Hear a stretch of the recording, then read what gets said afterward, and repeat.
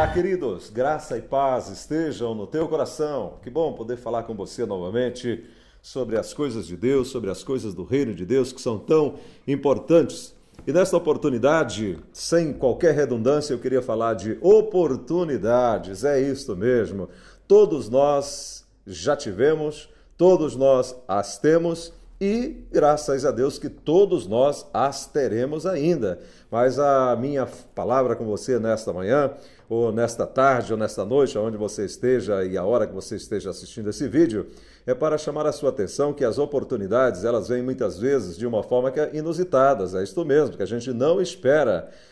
E muitas vezes nós corremos o risco de perdê-las porque achamos que as grandes oportunidades da vida venham com tambores, elas venham com fogos, com estouros, e nem sempre é assim, ou quase sempre não é assim que acontece. As maiores oportunidades da vida, muitas vezes elas vêm disfarçadas, né? Elas vêm com aparência de fragilidade, com muita simplicidade. Eu poderia recorrer, se tivéssemos tempo aqui, eu poderia recorrer e mostrar a você na Bíblia e no nosso dia a dia, pessoas normais como nós, que tiveram as maiores oportunidades e as interpretaram, entenderam, abraçaram, e elas vieram em embalagens muito simples. Na Bíblia eu poderia citar vários casos. Aquela mulher, lembra daquela mulher samaritana que estava com problemas de ordem afetiva, social, familiar? Ela estava já no sexto marido, no sexto casamento e nada dava certo, e de repente ela encontra a oportunidade da vida dela disfarçada de inimigo. É isso mesmo, era Jesus, ela era samaritana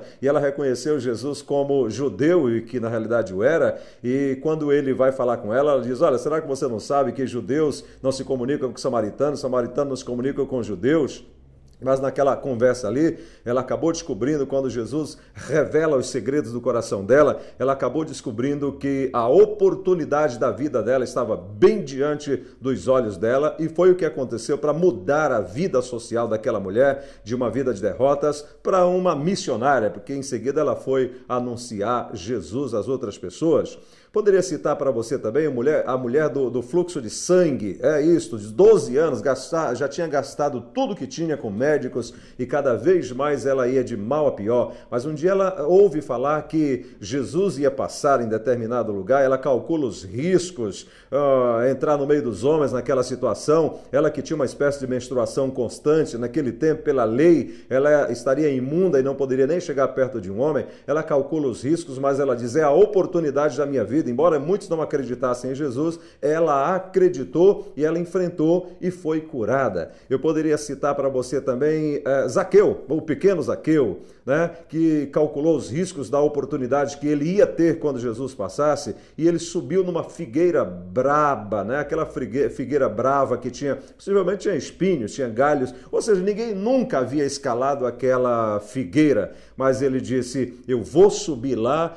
Ele pensou o seguinte: se eu caí, se eu me arrebentar, me arrebentei, mas eu vou subir lá porque hoje eu quero falar com Jesus. Deixa eu dizer uma coisa: quando nós entendemos as oportunidades que nós temos e enfrentamos os obstáculos, a gente não se arrebenta não, viu? A gente não morre não. Deus não deixa que a gente se arrebente, que a gente morra nisso. Quando Zaqueu sobe, o Senhor, ao passar debaixo daquela figueira, olha para ele, dá total atenção, 100% para ele, e diz: olha, Zaqueu, desce daí depressa, porque hoje, olha só, hoje, por que não ontem, por que não semana passada? Hoje me convém pousar na tua casa. Por que hoje? Porque Zaqueu agiu, porque ele não perdeu a oportunidade, né? Enquanto muitos criticavam, porque muita gente ali na realidade, como no caso da mulher do fluxo de sangue, estavam para empurrar Jesus, estavam para pressioná-lo, para pegá-lo em alguma falha, algumas coisas nesse sentido. Mas aquela mulher foi diferente. Zaqueu também foi diferente. Ele falou: eu preciso mudar. Então ele não perdeu a oportunidade. Poderia citar também Naamã, um general da Síria, que era um homem poderoso, tinha um fardamento bonito, mas por baixo daquilo havia lepra, ele era um leproso. e um dia de uma forma muito inusitada. Imagino que como general poderoso, ele já devia ter ido nos melhores médicos, melhores especialistas em lepra, hanseníase hoje, lepra naquele tempo, e nada, não tinha jeito realmente. Mas um dia, através de uma menina empregada doméstica, pior ainda, não, empregada doméstica, ela era uma escrava que tinha sido levada de Israel e estava no seu país. Aquela menina, simples menina, vê aquele homem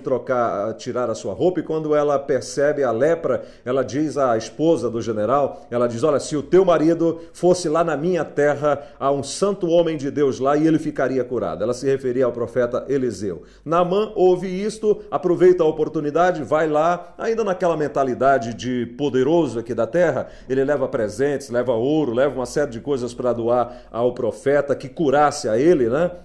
Mas quando chega lá, ele tem uma surpresa não agradável. O profeta, que recebe a notícia através do seu ajudante Geazi, nem sai lá fora, só diz a ele o seguinte: diga lá para o general que ele vá no rio, lá no Jordão, e ele mergulhe 7 vezes que ele ficará curado. E Naamã questiona: poxa, há tantos rios bons na minha terra, por que mergulhar nesse rio? Mas um soldado dele, olha, a ajuda da oportunidade, disse: meu senhor, que custaria? Vai lá, mergulha. E ele meio sem querer, às vezes nós estamos assim, questionando a oportunidade. A mulher, lá que eu falei no começo, a samaritana: você não tem água, como é que vamos fazer isso? Não questione, querida, as oportunidades. Naamã questionando, mergulho, não mergulho e tal, até que convenceram ele a mergulhar. Na 7ª vez, a Bíblia diz que ele sai com a sua pele como uma criança. Era a oportunidade dele se livrar daquele problema. Mas você diz: olha, mas isso é no tempo da Bíblia, isso é no tempo da Bíblia, é alguém que era o profeta, que falava com Deus, no tempo de Jesus, é porque era Jesus, enfim, como nós, que respira junto conosco e vive no dia a dia junto conosco aqui no nosso país, Brasil. Quero falar de Antônio Alberto Saraiva. Esse homem, eu ouvi a história dele e eu achei fascinante. Você vai já saber de quem eu estou me referindo, porque você já deve com certeza ter ido em uma de suas casas, em uma de seus restaurantes. Estou me referindo ao dono do Habib's. Esse homem hoje tem 54 ou 56 anos. Ele é português, nasceu em Portugal, mas veio para o Brasil muito cedo com os seus pais e se criou no Paraná. Mas aos 19 para 20 anos, o pai veio para São Paulo porque achava que a oportunidade da vida do seu filho seria formá-lo médico. Mas, como todo bom português, o pai chega em São Paulo, compra uma padaria e vai trabalhar para sustentar a família e manter seu filho na faculdade. Mas um dia esse rapaz teve uma triste, lamentável surpresa de chegar na padaria e encontrar o corpo do seu pai estirado no chão, porque havia sido morto através de tiros de um assaltante que entrou na padaria. Havia sido assassinado. Ele enfrenta todos os problemas com a padaria, aprende a fazer pão. Quando ela está no melhor momento, ele vende essa padaria, monta outras casas. Mas um dia ele tinha uma casa de massas em São Paulo, e é aqui que eu quero chamar a sua atenção. Um homem de aparência frágil chega para ele, um senhorzinho de 78 anos de idade, e diz: meu amigo, você poderia me dar um emprego aí, um trabalho? E ele diz: qual é a sua idade? 78 anos de idade. Ele diz que pensou o seguinte: um homem na idade dessa, né, um homem de aparência frágil, deveria já estar descansando, porque nessa hora a gente pensa no pai da gente, essa é a realidade. Mas ele deu o emprego àquele homem. O homem disse: olha, eu moro aqui em frente, não aguento mais ficar em casa, eu quero trabalhar. Sabe aquela coisa, que você pagar tá bom? Enfim, ele dá o emprego ao homem. Pois é, ele descobriu que esse homem, que se chamava Paulo Abud, trabalhou com ele 1 ano e pouco, foi o maior cozinheiro de comida árabe da 25 de março em São Paulo. Pois é, e foi desse homem de aparência frágil e de 78 anos de idade que Alberto Saraiva aprendeu a fazer tudo que hoje o Habib's, ou quase tudo, né, porque lá as coisas vão sendo aprimoradas, mas aprendeu a fazer o que hoje ele faz no Habib's. Então é assim, veio de uma forma inusitada, de uma embalagem frágil de um homem de 78 anos de idade, para fazer hoje de Alberto Saraiva um dos homens mais ricos desse país. Habib's, em 2010, já tinha 300 casas espalhadas pelo Brasil, sendo a metade próprias, o restante franqueadas, e no ano de 2010 já vendeu mais de 600 milhões de esfirras e hoje fatura aí algo em torno de 900 a 1 bilhão de reais por ano e tem mais de 14 mil funcionários. E Alberto Saraiva hoje é um dos homens mais importantes, um dos maiores empreendedores nesse país, porque aprendeu a fazer com um homem simples. A grande ajuda dele foi com o senhor Paulo Abud. Então veja só como é que são as coisas. Aliás, Alberto Saraiva hoje é um presbiteriano da Igreja Presbiteriana do Morumbi. Então, por que eu estou citando isso? Porque é uma pessoa normal como eu e você, era um rapaz simples, veio do interior, família humilde, e hoje é um dos maiores empresários desse país. Hoje eles fabricam o queijo, que é consumido no Habib's, o sorvete, enfim, é um grupo de empresas e que dá emprego a milhares de pessoas nesse país. Meu amigo, as maiores oportunidades, elas vêm assim, e quantas vezes nós corremos o risco de perdê-las, porque às vezes você está esperando que venha uma grande casa e às vezes a oportunidade vem disfarçada num carrinho de cachorro-quente. É isso mesmo. E do que eu falei aqui em relação à Bíblia, a oportunidade muitas vezes veio assim dessas formas, inusitadamente, como Naamã veio através de uma menina escrava trabalhando na sua casa, mas esta foi a oportunidade que ele teve para se livrar do problema de saúde, da lepra que o acometia há tanto tempo. A mulher do fluxo de sangue, a mesma coisa. A mulher lá do poço de Samaria, a samaritana, também a mesma coisa, de forma inusitada, na aparência de um inimigo.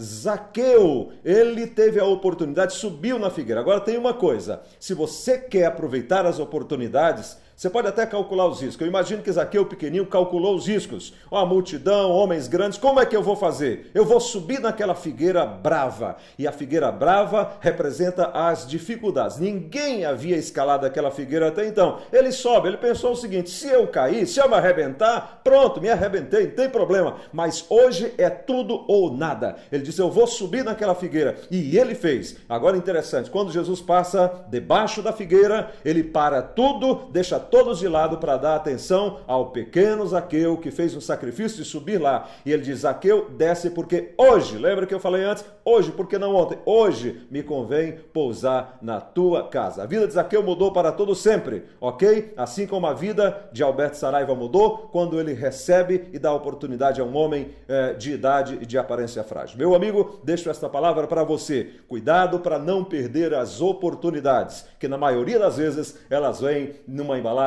muito simples. Que Deus abençoe a você, um grande abraço, fique na graça e na paz de Jesus. Até a próxima vez. Tchau, tchau.